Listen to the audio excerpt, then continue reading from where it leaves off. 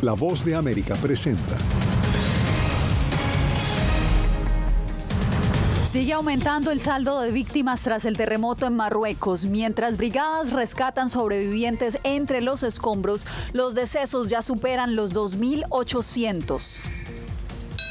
Desde la zona cero hasta Alaska, Estados Unidos conmemora a las víctimas de los ataques terroristas perpetrados hace 22 años en Nueva York, Washington y Pensilvania. Estados Unidos y Vietnam estrechan relaciones con la visita del presidente Joe Biden a Hanoi. Y mientras los albergues superan su capacidad, autoridades en Ciudad Juárez piden ayuda al gobierno federal de México para controlar a los migrantes. Bienvenidos al Mundo al Día, soy Yasmín López. Comenzamos las noticias con las operaciones que mantienen equipos de rescate en Marruecos. Esto mientras más países se unen para asistir tras el terremoto que sacudió este viernes el centro del país. Paula Díaz nos acompaña desde nuestra sala de redacción. Paula, ¿cuál es la información más reciente? Yasmín, en estos momentos los socorristas enfrentan una carrera contra el reloj para encontrar sobrevivientes y extraer cuerpos sin vida de los escombros. El terremoto del viernes pasado es considerado uno de los más mortíferos para esa nación y las autoridades advierten que el número de muertos va en aumento.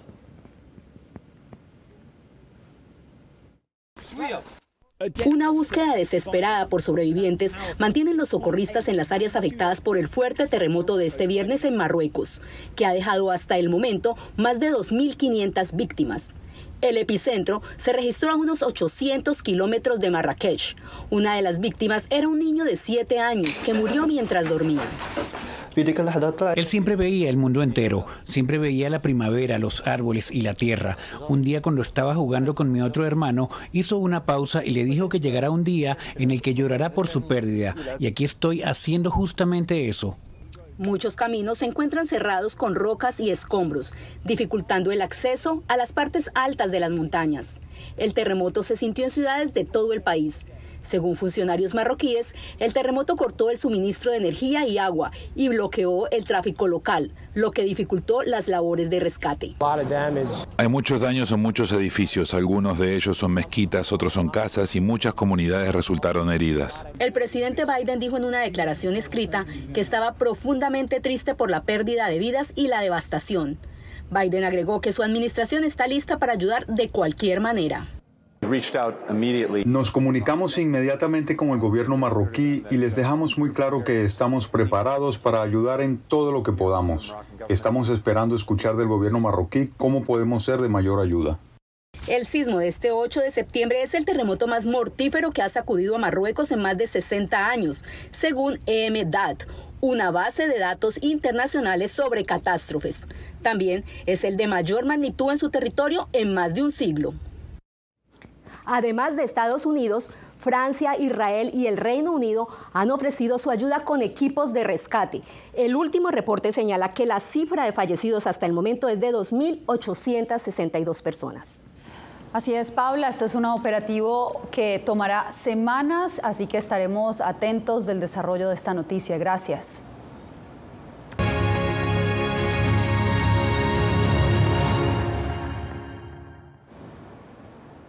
Hoy se cumplen 22 años de los ataques terroristas del 11 de septiembre. Tenemos cobertura en equipo desde la zona cero en Nueva York y en el Pentágono.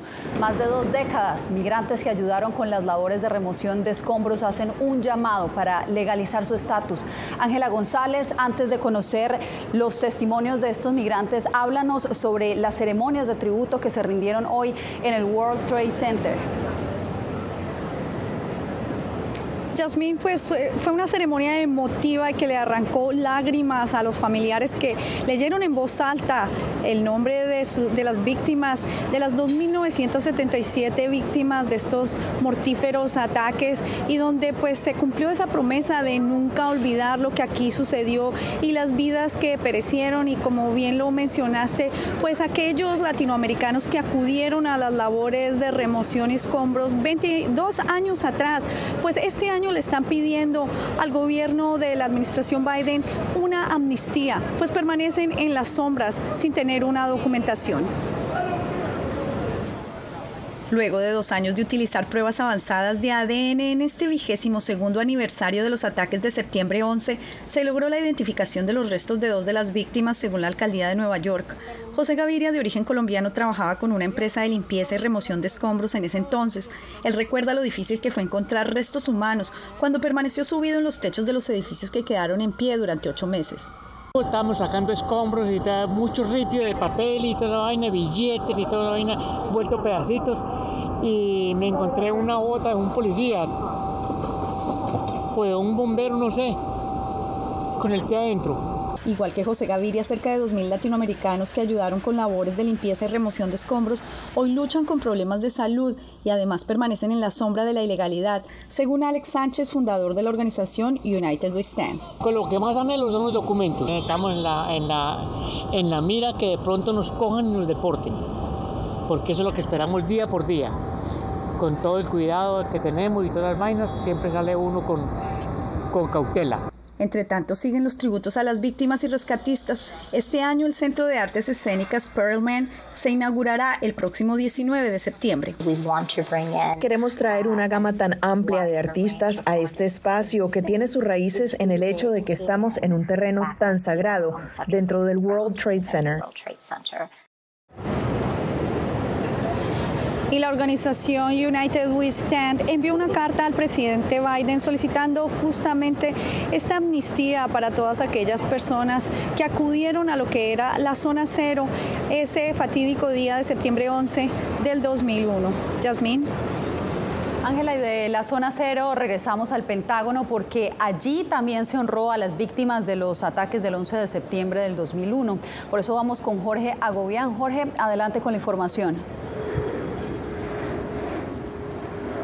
Yasmín, como ya es costumbre, se desplegó una bandera estadounidense gigante y hubo una ceremonia que estuvo presidida por el secretario de Defensa de Estados Unidos, en la que se rindió tributo a las 125 personas que murieron dentro del Pentágono y además también los 59 pasajeros que iban a bordo del avión que se estrelló en este lugar hace 22 años. El significado de este día permanece intacto, eso dijo el secretario de Defensa. Escuchemos. A medida que pasan los años, pudiera parecer que el mundo lo está superando o incluso que está olvidando lo que sucedió aquí el 11 de septiembre de 2001. Pero sepan esto, los hombres y mujeres del Departamento de Defensa siempre lo recordarán. The men and women of the Department of Defense will always remember. También desde Alaska, el presidente de Estados Unidos, Joe Biden, habló en un discurso, esto tras una gira por Asia. En ese discurso dijo, y voy a citar parte de sus declaraciones: el alma de Estados Unidos es la fortaleza que encontramos en el miedo de ese terrible día de septiembre. Biden también denunció lo que él le ha denominado una creciente ola de violencia política, extremismo y odio en Estados Unidos. Y cito nuevamente, no debería ser necesaria una tragedia nacional para recordarnos el poder de la unidad nacional. Eso dijo el mandatario. Yasmín, vuelvo contigo. Un hecho que sigue marcando a Estados Unidos. Jorge, gracias por el reporte.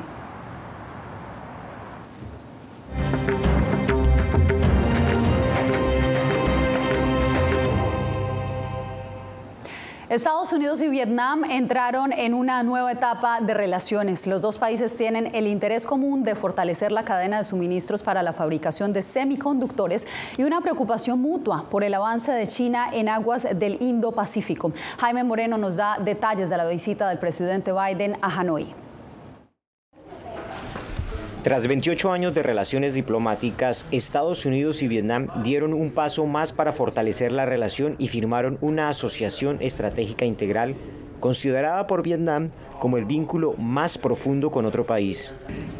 Una asociación estratégica y comprensiva por la paz, la cooperación y el desarrollo sostenible. Estados Unidos considera a Vietnam como un socio estratégico para diversificar su manufactura altamente concentrada en China. particularmente alrededor de la construcción de una cadena de suministro para los semiconductores más resiliente.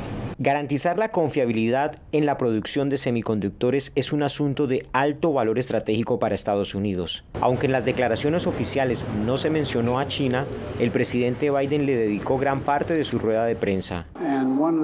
Una de las cosas que están pasando ahora es que China está comenzando a cambiar algunas de las reglas de juego en términos de comercio y otros asuntos.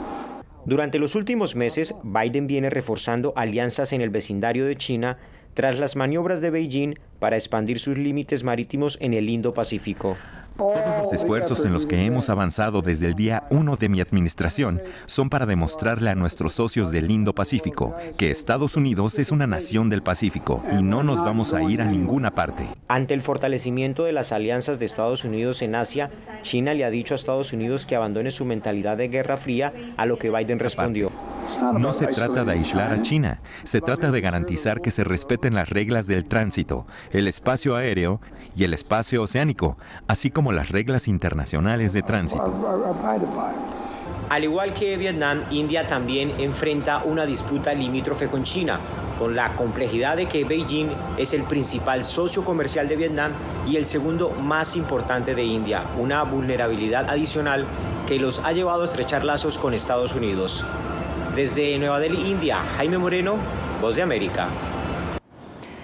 El líder norcoreano Kim Jong-un estaría en camino a Rusia. Un tren similar al utilizado por el líder norcoreano durante sus viajes anteriores al extranjero fue visto este lunes en una estación en el lado norcoreano de su frontera con Rusia.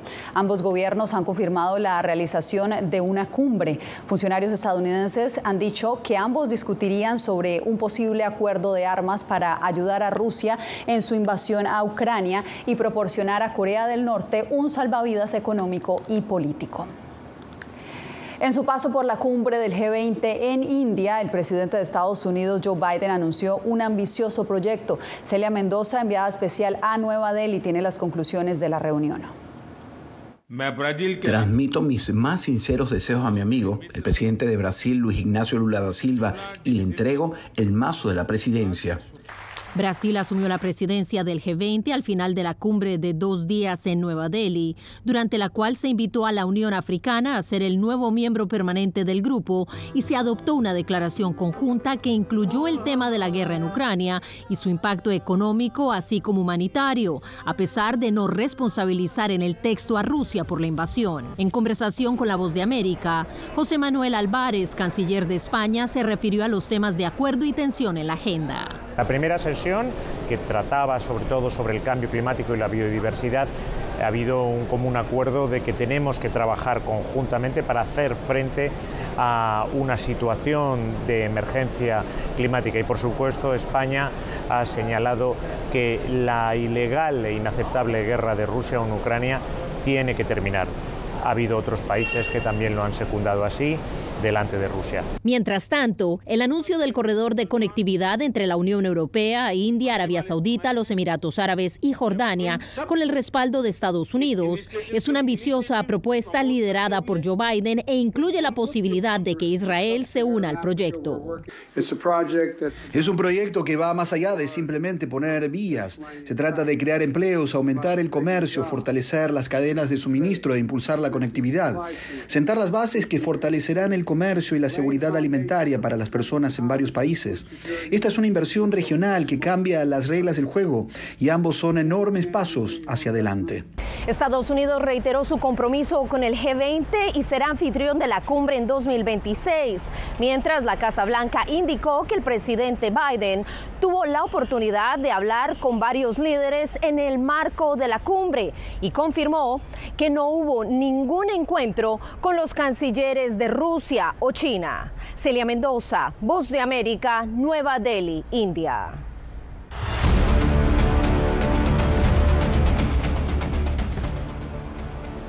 Autoridades en Ciudad Juárez piden ayuda al gobierno federal de México para controlar el aumento significativo de migrantes que buscan cruzar a Estados Unidos y que tienen saturados los albergues. El informe lo tiene César Contreras. Estamos saturados, efectivamente. La fronteriza ciudad mexicana de Juárez ha presentado en los últimos días un incremento de migrantes que buscan hospedarse en los diferentes albergues. Durante los últimos 3 meses, los refugios contaban con una ocupación de entre el 70 y 80%, pero desde hace un par de semanas han llegado al límite de su capacidad debido al arribo masivo de personas, según Derechos Humanos del municipio de Juárez. La situación es mucho migrante, así como venimos llegando nosotros, son miles y miles que vienen llegando diario. Nosotros llegamos recién hoy en el tren y sin mentirles había más de 3,000 personas, creo yo. Autoridades locales en el estado mexicano de Chihuahua piden reactivar los filtros de seguridad en las carreteras, donde los migrantes deben presentar los documentos que les permiten transitar el territorio mexicano y así frenar la acumulación de personas en las calles. Estamos platicando con el Instituto Nacional de Migración pues para pedir que se reactive el punto de Zabalza. En Zabalza había un punto de inspección entre el Instituto Nacional de Migración y el gobierno del estado. Estamos solicitando de manera formal que se reactive ese punto porque sí estamos ahorita saturados. El municipio de Juárez también ha montado un operativo para desalojar edificios en ruinas, donde algunos migrantes se hospedan pese a los riesgos de seguridad y salud. El Consejo Estatal de Población reporta la presencia de al menos 100,000 migrantes en Juárez, una ciudad de 1,5 millones de habitantes. César Contreras, Voz de América, Ciudad Juárez, México. Chile conmemoró este lunes el 50 aniversario del golpe liderado por el general Augusto Pinochet, que marcó el comienzo de una brutal dictadura militar de casi 17 años. La conmemoración comenzó con un acto en el Palacio Presidencial de la Moneda, que fue bombardeado por aviones de combate al inicio del golpe. El régimen militar violó los derechos humanos y persiguió brutalmente a sus opositores, matando a 3.200 personas y dejando 1.469 desaparecidos.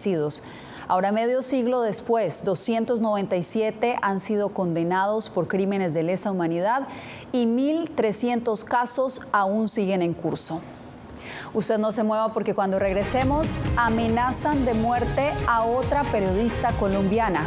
Esto y más en minutos.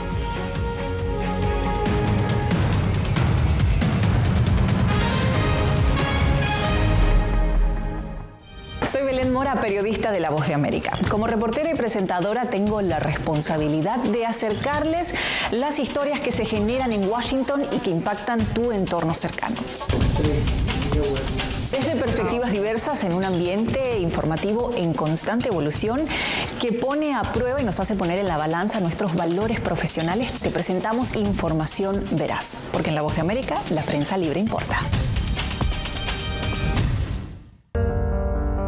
En tiempos de cambios, cuando el mundo parece incierto y lo que escuchamos no refleja lo que vemos, buscamos la verdad. A través de la pantalla de la... Cuando nos cuentan solo una parte de la historia, perdemos la confianza. En momentos de crisis, nuestros sueños, esperanzas y deseos de un mejor mañana dependen de una prensa libre. En La Voz de América te traemos las historias que la gente se arriesga a ver. Conectamos el mundo y lo unimos con la verdad.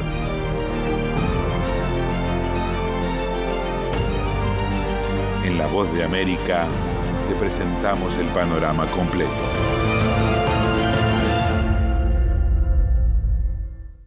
Soy Jacopo Luzzi, reportero de La Voz de América aquí en Washington, D.C. Ya sea informando desde el Capitolio, desde la Casa Blanca, cubriendo el impacto del cambio climático, el impactante tema migratorio, o subir en un avión y cruzar medio mundo para estar en el lugar de la noticia con la información precisa y veraz, este es mi compromiso como periodista. Un compromiso de vida profesional que comparto con ustedes, porque en La Voz de América la prensa libre importa.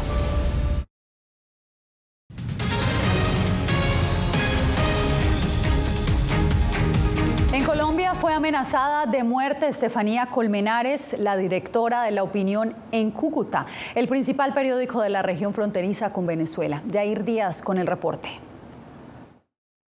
Hace 30 años, mi padre era el director del periódico y fue asesinado por la guerrilla del ELN Así recuerda José Colmenares el asesinato de su padre y hoy teme por la vida de su hija Estefanía Colmenares, actual directora del diario La Opinión, el periódico de la principal ciudad en la frontera con Venezuela, y quien recibió amenazas a través de su celular, donde la declaran objetivo militar. Aunque se desconocen las razones que motivan esta amenaza, consideramos importante hacerlas públicas como un mecanismo de rechazo y de reiterar nuestro compromiso con el periodismo. A raíz de estas intimidaciones, como lo relata su padre, Estefanía continúa su labor de informar, aunque siente temor de asistir al periódico. Sabe que tiene que tomar precauciones y ya no puede, digamos, andar con la libertad con la que la hacía normalmente. Ella sigue trabajando aquí en el periódico. Entre el 1 de enero y el 31 de mayo de 2023, la Fundación para la Libertad de Prensa ha documentado 58 amenazas contra periodistas en Colombia y en los últimos 6 años 10 amenazas y otros ataques dirigidos a periodistas de La Opinión de Cúcuta, como Estefanía. Ya la Fiscalía General de la Nación, con nuestra seccional de investigación criminal, viene adelantando la investigación sobre el origen de estas amenazas. La oficina en Colombia del Alto Comisionado de la ONU para los Derechos Humanos condenó las amenazas contra Estefanía Colmenares e instó a proteger su vida. Jair Díaz, Voz de América, Bogotá. Pasamos a Bolivia, donde la producción de gas, que es el pilar económico de ese país, está en un nivel crítico y ahora buscan nuevos escenarios para los próximos años. Fabiola Chambi analiza con expertos el panorama. Hay una declinación en la producción que lamentablemente ha ido cayendo hasta tocar fondo. Es la primera vez que el presidente de Bolivia, Luis Arce, admite que desde 2014 la producción de gas se ha reducido a un nivel crítico. Pero esta situación ya fue alertada hace años por expertos como el consultor financiero Jaime Dunn. Ya a partir de 2016-2017 cayeron los ingresos en casi 65% y no se han recuperado. El problema es que en el tiempo fueron bajando los precios de los hidrocarburos hasta más o menos el 2019 y también la producción. ¿Por qué? Por la falta de exploración. Según la Estatal de Cimientos Petrolíferos Fiscales Bolivianos, la producción de gas en Bolivia registra actualmente unos 37 o 38 metros cúbicos de gas por día, el nivel más bajo desde 2014, cuando llegó a 59,6. Sin embargo, el gobierno asegura que hay un plan de exploración para revertir esta situación hasta 2026. Estamos en una campaña y continuamente tenemos un equipo yendo campo por campo. Lo están haciendo 17 años tarde. Si la empresa estatal no tiene la capacidad para invertir, el resultado es absolutamente previsible, es el que tenemos ahora. Bolivia fue considerada por muchos años potencia gasífera de Sudamérica. Ahora este declive pone en la mira la gestión del oficialista Movimiento al Socialismo, que ya se prepara para las elecciones generales de 2025. Fabiola Chambi, Voz de América, Bolivia. En un nuevo intento por restringir el aborto, activistas en Texas buscan criminalizar a quien se traslade para practicarse el procedimiento en otro estado.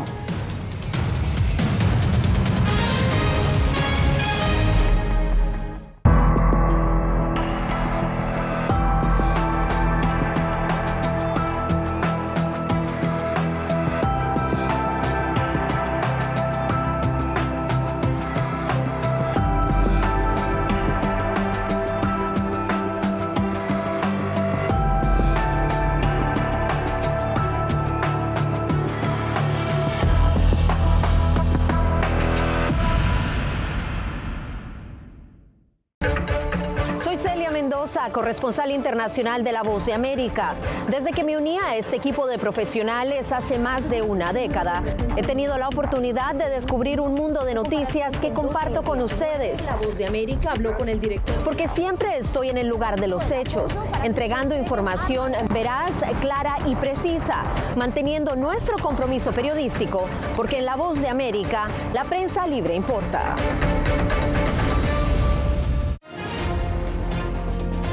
Actualidad. Que la inteligencia artificial va a estar presente en nuestro día a día. Intentan sacarse de encima a trabajadores. Análisis. El cambio climático está teniendo muchísimos impactos que afecta siempre a los más vulnerables. La región necesita ayuda. Debate. Proteger a las escuelas con armamentos. Es una total ridiculez, algo inverosímil. Con la información más allá de los titulares. Todas las semanas por La Voz de América. Desde Washington, le saluda Gonzalo Abarca.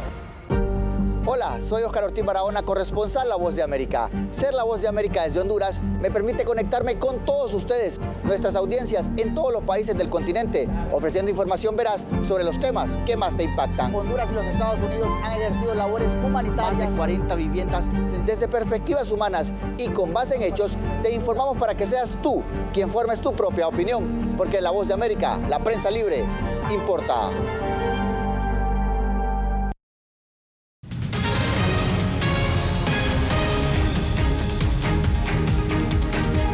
El estado de Texas, que ya cuenta con fuertes políticas antiaborto, ahora va más allá de imposibilitar el procedimiento médico.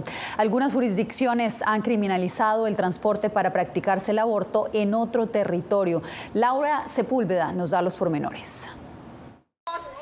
Activistas antiaborto no bajan la guardia en su batalla de imposibilitarlo a toda costa, aduciendo que se practica de manera clandestina. Texas tiene que ser líder en poner fin al aborto en todos los estados de Estados Unidos. Buscando la criminalización del uso de vías públicas para llegar a lugares en los que se ha practicado el aborto es como piensan dar la batalla, habiendo ganado ya la adopción de esta norma en 2 ciudades y 2 condados de Texas. Si las carreteras se utilizan para el tráfico de abortos, el que trafica a la mujer embarazada a través de las fronteras estatales hacia México podría ser demandado por facilitar un aborto. La ley de Texas acepta demandas de hasta $10,000 a quienes se involucren con un aborto, pues estarían violando una ley. Lo que las mismas organizaciones tienen claro es que pueden ganar el apoyo de ciertos territorios, pero no necesariamente la batalla legal al usar este argumento del uso de vías. Los abogados de nuestra organización creen que los viajes interestatales son un derecho constitucional. Organizaciones pro aborto repetidamente han expresado preocupación ante medidas que bloquean el acceso a procedimientos seguros, pues consideran que amenazan la salud. Mientras más información y más herramientas tengamos a un buen costo, ¿no?, y accesibles para un mayor número de personas, más personas saludables en materia de salud reproductiva. Al tiempo en que la batalla frente al aborto se sigue dando en Texas, entró en vigor la ley HB 3058 que permite a médicos brindar tratamiento razonable ante embarazos ectópicos o que rompan fuente antes de tiempo. Laura Sepúlveda, Voz de América, Austin, Texas. Hacemos una breve pausa y ya regresamos.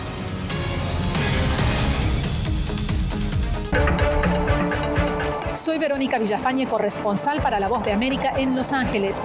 La Voz de América me ha dado el espacio para contar las historias de personas excepcionales y continuar informando sobre las noticias más importantes y relevantes para nuestra audiencia, presentando los hechos de forma imparcial y con fuentes confiables, principios fundamentales del periodismo. Por eso valoro trabajar con La Voz de América, donde la prensa libre importa. Actualidad. Que la inteligencia artificial va a estar presente en nuestro día a día. Intentan sacarse de encima a trabajadores. Análisis. El cambio climático está teniendo muchísimos impactos que afecta siempre a los más vulnerables. La región necesita ayuda. Debate. Proteger a las escuelas con armamentos. Es una total ridícula, es algo inverosímil. Con la información más allá de los titulares. Todas las semanas por La Voz de América. Desde Washington, les saluda Gonzalo Abarca. Soy Claudia Saldaña, corresponsal de La Voz de América en El Salvador. Ejercer el periodismo es un desafío que crece constantemente frente a la complejidad del escenario político de mi país. Presentar todas las voces, todos los ángulos y el contexto nos permite ofrecer a ustedes, nuestras audiencias, un panorama más completo de nuestra realidad. La imparcialidad está en el ADN de la VOA y me siento orgullosa de ser parte de este gran equipo de profesionales que demostramos cada día por qué la prensa libre importa.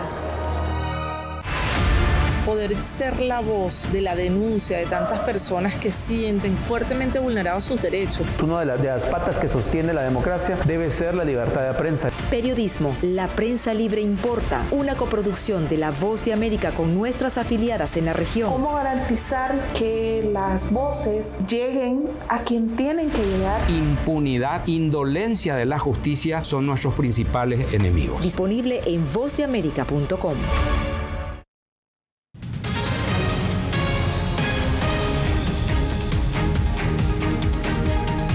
Cerramos con el homenaje a las víctimas las casi 3.000 víctimas que dejaron los ataques terroristas en Estados Unidos hace 22 años.